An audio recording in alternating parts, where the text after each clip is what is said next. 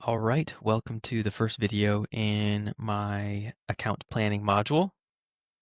Um, what this basically is a flowchart that helps SDRs or technically even AEs figure out how to stack rank the accounts in their book of business, and from there, pick prospects within those accounts in order to create an efficient workflow and um, create an organized, I guess, vision on how you ought to spend your time and where to basically place your bets in your 40 hours a week or 50 hours a week or how many hours you're working in order to basically optimize your time and find as many good meetings and close as many deals as possible. Um, if you've watched any of my previous videos or read anything about my history, um, you'll know that I've worked for two SaaS companies. One of them was very tiny, selling to churches, recurring revenue, or the deal sizes was often, 50 to 100 bucks a month. Now I'm at MongoDB, and the deal sizes can be several $100,000, even a couple million, etc. So I pretty much I say all that to say that I've worked both ranges of the SaaS world, and my goal in this was to create something that could be universally applied to all SDRs, whether you're an SMB SDR or um, in the enterprise space. So, first question you have to ask yourself, are my accounts pre-selected and assigned to me? If the answer is yes, easy, move on. That's what it is for me now. I have 10 accounts, and they were given to me, and I just need to work those 10. Obviously massive Fortune 500 companies. Now, the other end of that is what it was like in my first job, or first SDR job, where I was basically given two states, and I had to go create profile or account profiles in Salesforce and extract all the information, phone numbers, emails, etc., and put them into cadences and everything. Not as fun, but also super valuable. So, um, anyways, if your accounts are not pre-selected and assigned to you, and you want to go this side of the tree, and I've stack ranked these things to go. I would do one first and three last. I'll explain why. So one is important to do research, right? Um, look within your CRM, HubSpot, Salesforce, whatever you use to understand the best accounts for your product, and finding the biggest spenders, the most common industry that has success with or that often spends money on your product. Looking at company size is important as well. Then I recommend you look at your own company's website, um, listing, which lists out the common industries, um, your product serves, and the key characteristics that you see as you look through their website, right? Because the website's going to have the largest and probably most popular customers. And then lastly, I would ask the most successful SDRs and your AEs their strategy. I always think it's important to go from general to specific, and also you don't want to waste successful SDRs' time, and same as your AEs. Um, they're busy people. If you come in just completely blind and say, "Hey, can you tell me like the best accounts?" Like they'll probably get annoyed because every SDR is hitting them up. So if you can come in with a perspective first, that will be a lot better for you and make you a lot more prepared, and you'll make a much better impression on other SDRs and AEs. Okay, and then this is just another bullet point I wanted to add in. Don't neglect TAM, um, because you want to make sure that the company you're trying to prospect into actually has a budget. So to spend on your product. This is kind of difficult to pin down, but still important to think about. Um, yeah, and then once you don't have to do it all at once. It really varies on whatever product you're selling and how many people you can sell to within an account. But once you feel like you've got a pretty good chunk, once you get a good perspective, create a pretty big chunk of accounts you want to add into your book, and then you move on. So right now, whether you were assigned your accounts or you had to create them, you have a list of accounts, and now it's very important to tier them. You want to spend obviously your most time on the um, accounts that have the highest propensity to book meetings with you and spend money with your product. Pretty obvious. As a side note, my general strategy is, as an SDR, is find as much low-hanging fruit as possible and milk it as much as you can. So that's kind of a common theme I have is, you want to find the easiest wins, as find as many easy wins as possible. And if you can spend 40 hours a week going after easy wins, that's a great time. You'll make a lot of money, and get promoted quickly. Okay, moving on. This is, ranking from most important to least important. Existing footprint and contacts. This is just a great sign. If the customer is already using your product, you already have relationships built out. Warm leads are better than cold leads. And again, low-hanging fruit. It's always easier to go after people that already are existing customers. Okay, this is also, number 2 is a really strong indicator as well. It can almost compete with 1, but hiring for talent related to your product. This is super important, right? If you're on 1, because it means they have budget, and 2, they're already interested in the product that you're selling. Low-hanging fruit. So you can go on LinkedIn, look at the company you want to dive into, see if they're hiring, and also what kind of experience they're hiring for, or what type of team members they're hiring for, depending on what you're selling them. For me, if someone's hiring for NoSQL software engineers, that's money for MongoDB, because MongoDB, we sell to software engineers who use NoSQL. Okay, then is there existing talent related to your product, right? So for me, that would be, hey, are there individuals at this company that I want to hit up that already use MongoDB, right? So they're familiar with my product. Also, a great way to a great indicator of a good account. Smoke report, these can be hit or miss depending on the size and maturity of your company. You may not even have one, but it's usually a report that basically tells you, hey, these are signals that are strong of of accounts to hit up. Maybe there is a recent event that occurred within that account. They, change of a CTO or doing cloud migrations, something like that. And then industry use cases, right? Just meaning by that, I just mean you want to find obviously accounts that are aligned with the industry that's popular for your product, like I mentioned before. And then TAM.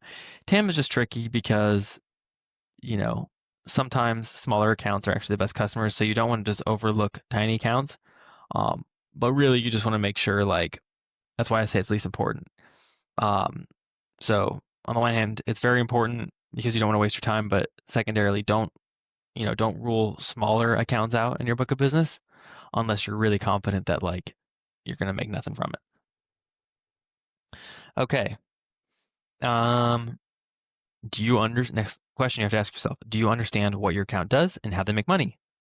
Yes, move on. No, you got to learn this. You can't just be a stereotypical seller that just blabbers on about your product and you don't actually understand the person you're selling to. So this is how I would learn, what your company does. Obviously, look at their website, watch YouTube videos, podcasts, summarize 10K with ChatGPT if they're a public company. If not, you can still use ChatGPT to try to learn about this company. Ecosystem knowledge, right? So again, I would not lead with this because you don't want to annoy your ecosystem, but the CSMs, the AEs, asking them about, how does this company actually make money, and then recurring customer calls. This is how I would kind of go about the learning process for these accounts, if it makes sense. Okay. Now, we see a bit about divergence. You've tiered your account, or you found your accounts. Now you've tiered them. You understand how they make money. Before you start building out lists, you want to ask yourself, is there an existing footprint of your product? Again, this concept of low-hanging fruit, it's a little bit trite, but it's important to ask yourself because it's, from experience, it's much, much easier to sell into accounts that already use your product, and you can kind of expand from there with the existing relationships. So we'll say, yes, this account that you're selling into already does use your product to some extent, and you're trying to upsell or expand. Again, You don't want to be a stereotypical seller. You want to understand the customer. So what I would do is learn the close one ops um, through Salesforce or whatever CRM you use. Review the slide decks of the close one ops that your AE or former AE created to help win this deal. And then once you've done those things, then discuss with your your AE that you're aligned to in this account. Okay. Next question you have to ask yourself, can you expand on the current line of business where the product is already um, existing in this account? This again, low-hanging fruit.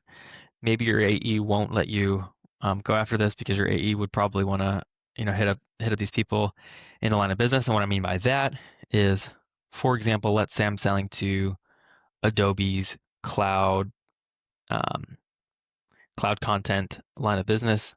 And for argument's sake, let's just say they have 20 directors, and two of the directors are already using my product.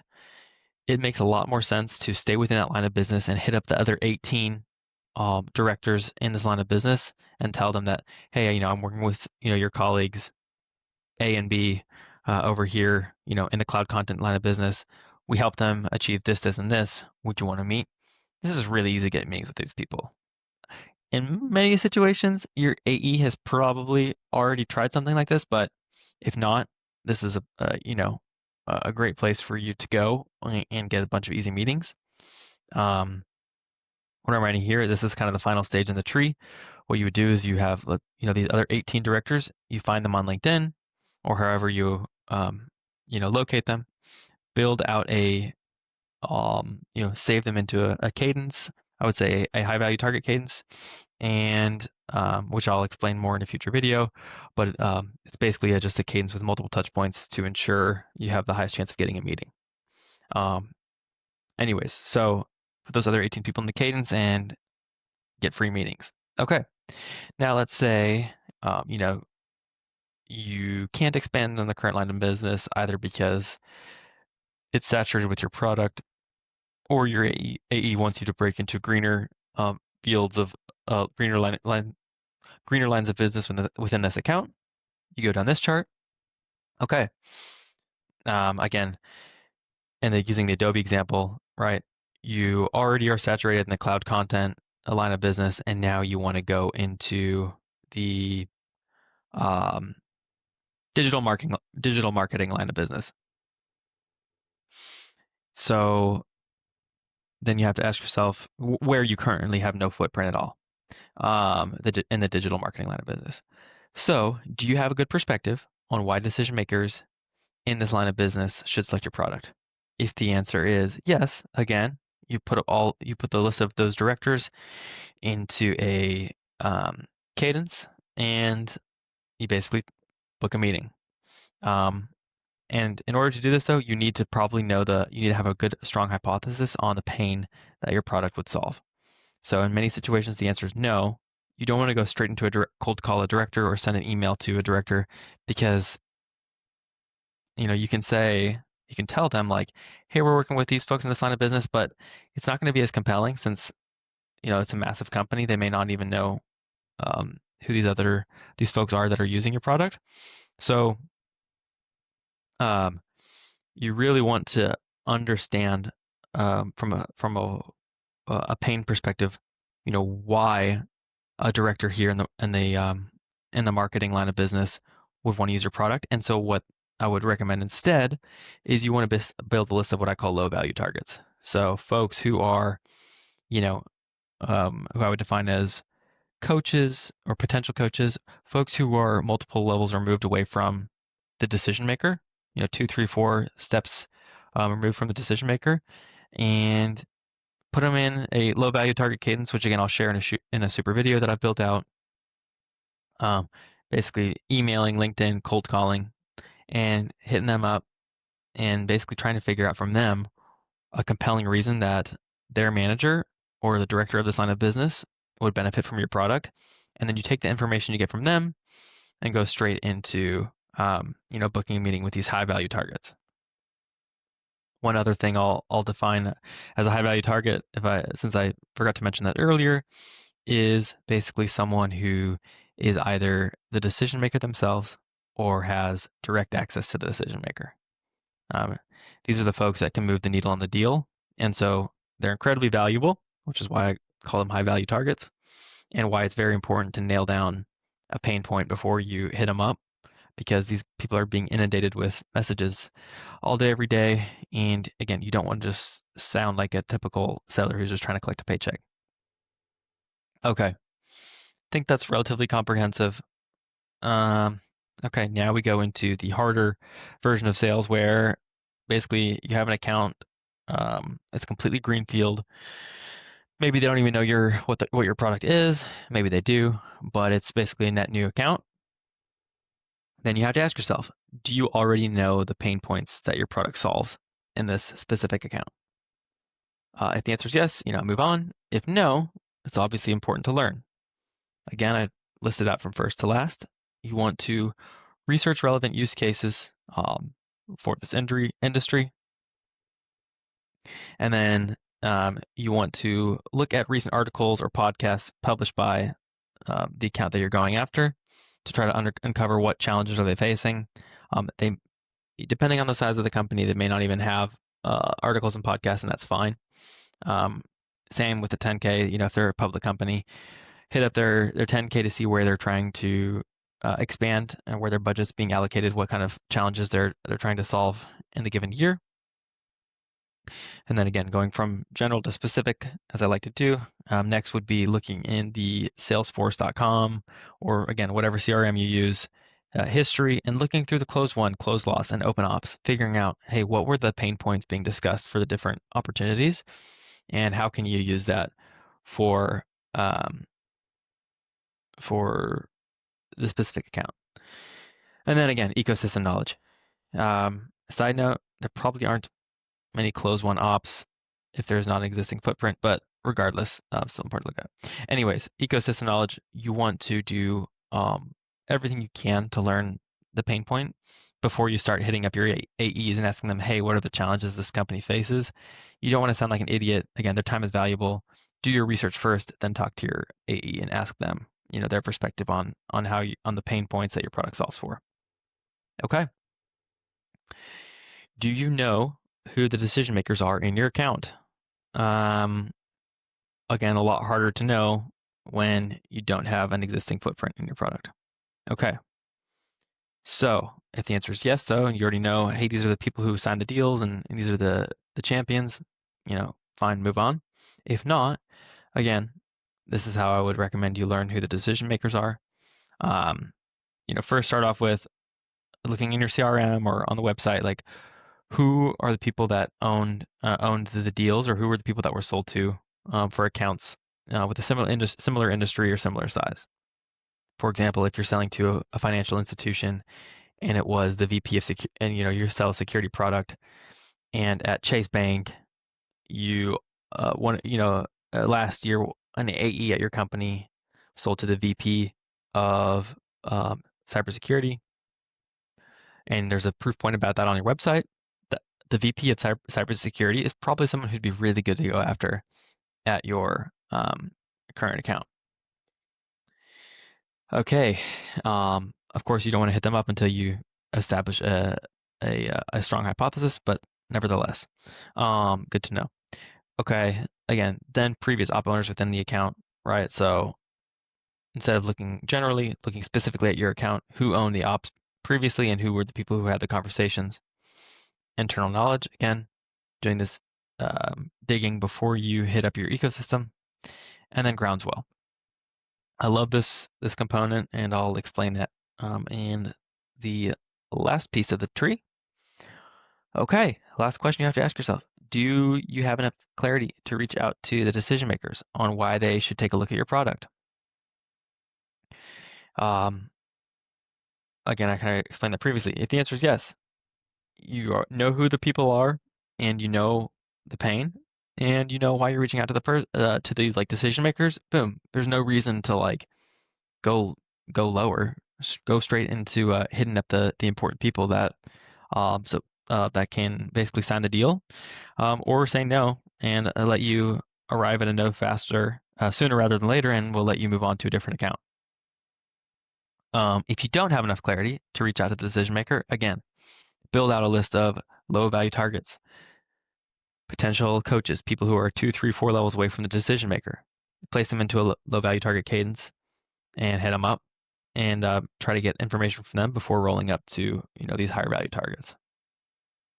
One last piece of information I'll say is just as a tidbit is I really like cold calls, specifically for low value targets, because a lot of times if you have someone who's four steps removed from the decision maker, they're not gonna want to sit on a 30-minute Zoom call, and you can't blame them, right? Because as an SDR, would you want to book a meeting with Outreach or Sales Loft? Like probably not.